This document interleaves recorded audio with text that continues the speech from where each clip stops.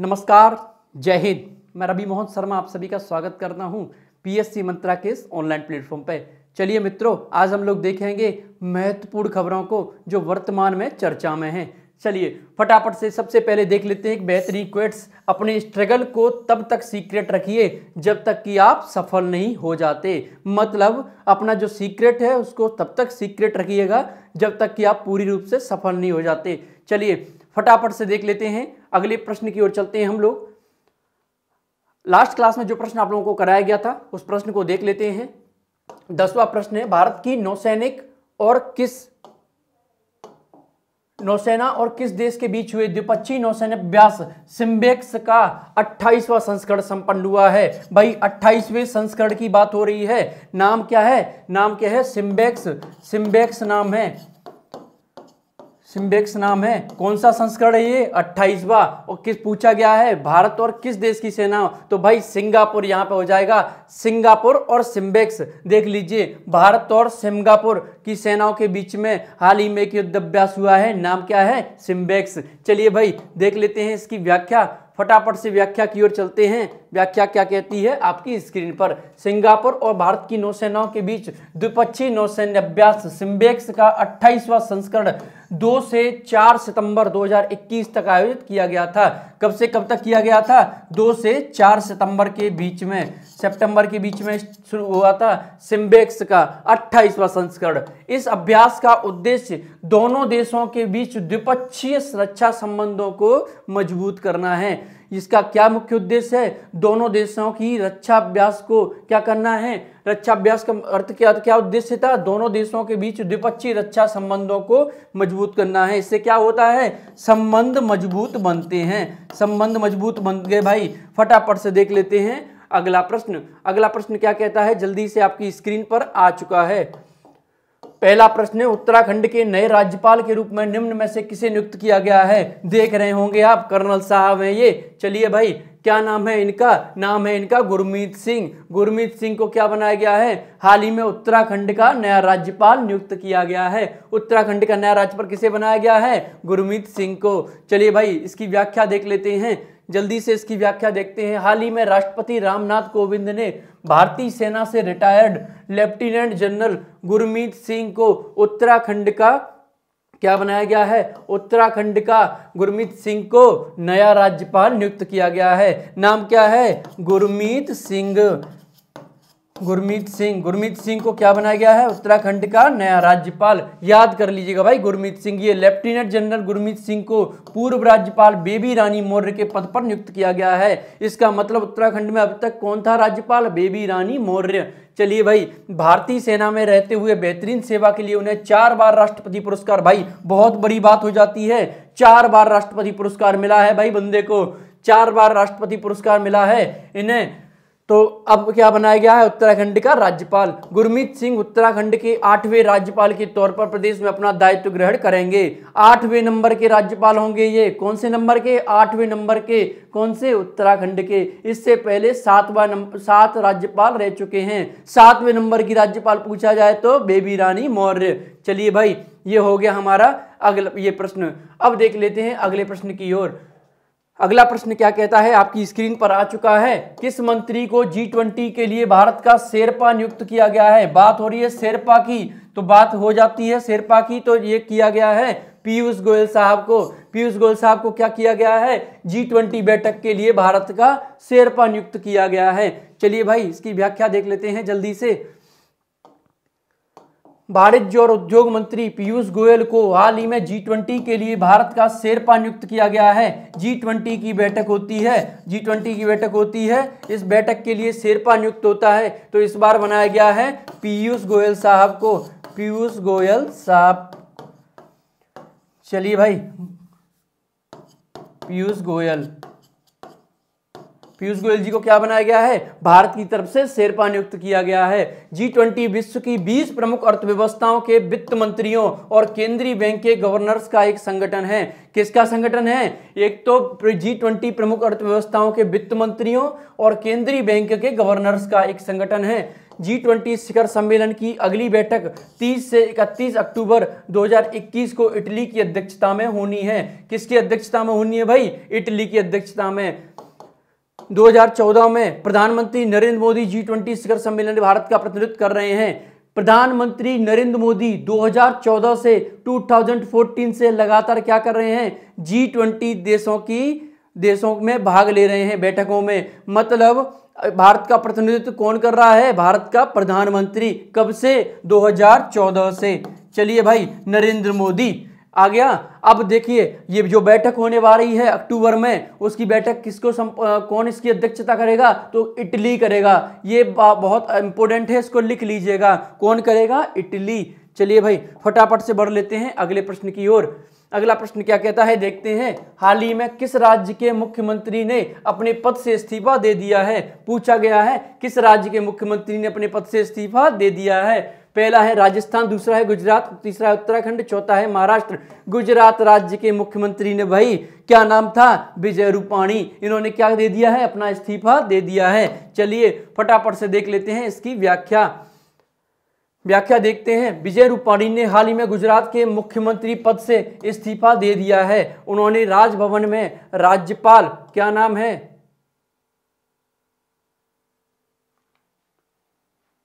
चलिए देख लेते हैं फटाफट से। आचार्य देवव्रत, ये कौन है?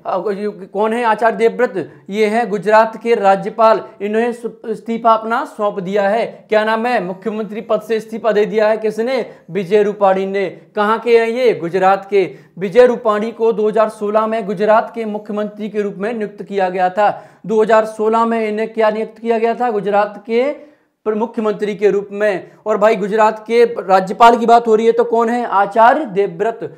वह 2006 से 2012 तक राज्यसभा के सदस्य भी रहे हैं। विजय रूपाणी के स्थान पर अहमदाबाद के घाट लोडिया क्षेत्र से विधायक भूपेंद्र पटेल को क्या किया गया है? नवनियुक्त मुख्यमंत्री चुना गया है। भाई नया मुख्यमंत्री चुन लिया गया है, ठीक है ना, भूपेंद्र पटेल को। चलिए भाई, अगला प्रश्न है, बहुत महत्वपूर्ण प्रश्न। Medicine from the sky project किस राज्य में शुरू हुआ है? राज्य का नाम पूछ रहा है। मेडिसिन फ्रॉम स्काई, तो ये हुआ है तेलंगाना राज्य में। भाई तेलंगाना में शुरू किया गया है। इस समय कौन है? इस समय नगर विमान मंत्री कौन है? वो है श्रीमान ज्योतिरादित्य सिंधिया। ज्योतिरादित्य सिंधिया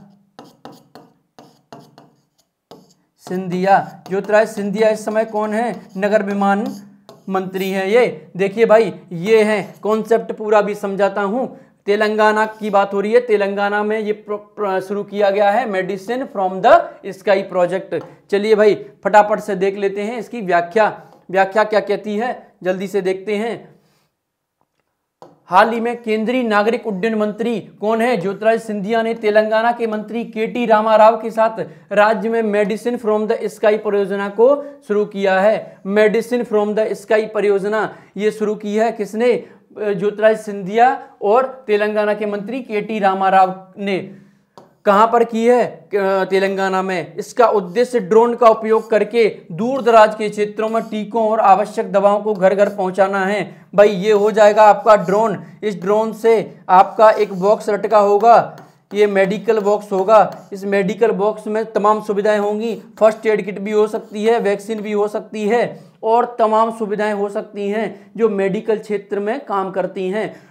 उनको क्या किया जाएगा? तेलंगाना के दूर दराज और ग्रामीण क्षेत्रों में ड्रोन के जरिए पहुंचाया जाएगा और ये उस स्थान तक, गंतव्य तक पहुंचा दी जाएंगी ड्रोन के जरिए। तो इस योजना को शुरू किया गया है, मेडिसिन फ्रॉम द स्काई परियोजना। इसका उद्देश्य आप लोगों ने समझ लिया। Medicine from the sky project वाला तेलंगाना पहला राज्य है, मतलब सर्वप्रथम तेलंगाना राज्य ने यह सुविधा शुरू की है। जल्दी से देख लेते हैं फटाफट से अगला प्रश्न फटाफट से देख लेते हैं और देखते हैं हाल ही में किस राज्य सरकार द्वारा वतन प्रेम योजना की शुरुआत की गई है? हाल ही में किस राज्य सरकार द्वारा वतन प्रेम योजना की शुरुआत की गई है? तो पहला ऑप्शन हो जाएगा राजस्थान, दूसरा है कर्नाटक, तीसरा है केरल, चौथा है गुजरात। तो वतन प्रेम योजना की बात हो रही है तो गुजरात में शुरू किया गया है। जल्दी से देख लेते हैं, गुजरात में ये शुरू किया गया है। इसकी व्याख्या की ओर हम लोग बढ़ते हैं। जल्दी से देखते हैं व्याख्या क्या कहती है। गुजरात राज्य सरकार ने हाल ही में वतन प्रेम योजना की शुरुआत की है। वतन प्रेम योजना गुजरात राज्य सरकार द्वारा मदर ए वतन, इससे पहले गुजरात में एक योजना चलती थी मदर ए वतन, इस योजना के तहत इस योजना को लाया गया है। इसी के अंदर की यह योजना है वतन प्रेम योजना।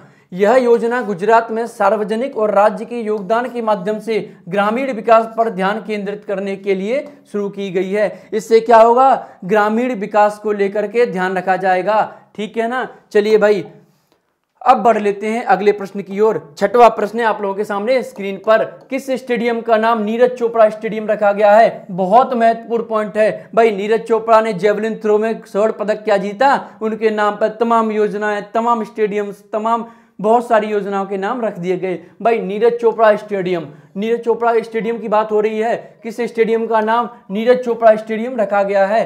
पहला है सेना खेल संस्थान स्टेडियम पुणे, दूसरा है भारतीय सेना स्टेडियम हुसैनपुर, तीसरा है यमुना स्पोर्ट्स कॉम्प्लेक्स दिल्ली, चौथा है लाल कटोरा इंडोर स्टेडियम दिल्ली। इसका उत्तर हो जाएगा सेना खेल संस्थान स्टेडियम पुणे, सेना खेल संस्थान स्टेडियम पुणे। चलिए भाई फटाफट से इसकी व्याख्या की ओर बढ़ते हैं। व्याख्या क्या कहती है जल्दी से देखते हैं। रक्षा मंत्री श्री राजनाथ सिंह ने 27 अगस्त 2021 को आर्मी स्पोर्ट इंस्टीट्यूट पुणे का नाम नीरज चोपड़ा स्टेडियम रखा है। पुणे में आर्मी स्पोर्ट्स इंस्टीट्यूट में नीरज चोपड़ा को टोक्यो ओलंपिक में उनके अद्भुत प्रदर्शन के लिए सम्मानित किया गया था। कहां पर किया गया था? आर्मी स्पोर्ट इंस्टीट्यूट में नीरज चोपड़ा को सम्मानित किया गया था। उसी की जगह पर अब उनका नाम परिवर्तित करके नीरज चोपड़ा स्टेडियम रख दिया गया है। चलिए भाई फटाफट से देख लेते हैं अगला प्रश्न। अगला प्रश्न आप लोगों के सामने स्क्रीन पर। किस संस्थान को लगातार तीसरी बार देश का सर्वश्रेष्ठ संस्थान चुना गया है? देखिए भाई देश के सबसे सर्वश्रेष्ठ संस्थान की बात हो रही है, तो प्रश्न देख लेते हैं हम लोग। इसका उत्तर क्या हो जाएगा?